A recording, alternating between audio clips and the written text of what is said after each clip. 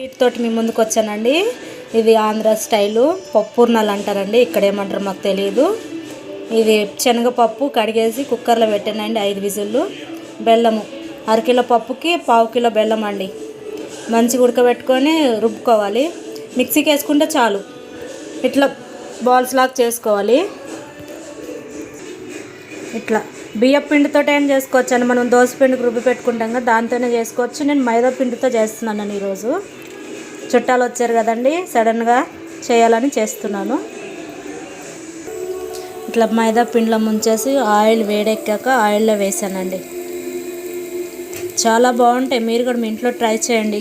ప్రసాదాలు కూడా పెట్టుకోవచ్చు దేవుడి దగ్గర. మేమంటే పూజలు చేయం కాబట్టి పెట్టను.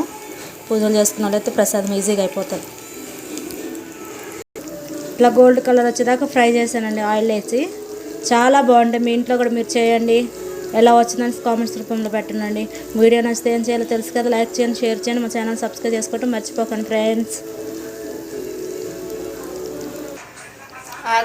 ఆయిల్లో నుంచి ఇలా తీసానండి, బాగా వచ్చినాయి కదా. మీరు కూడా మీ ఇంట్లో నచ్చితే లైక్ చేయండి, షేర్ చేయండి, మా ఛానల్ మరి సబ్స్క్రైబ్ చేసుకోవడం మర్చిపోకండి ఫ్రెండ్స్. నెక్స్ట్ లాగ్తో మళ్ళీ మీ ముందుకు వస్తాను. బాయ్.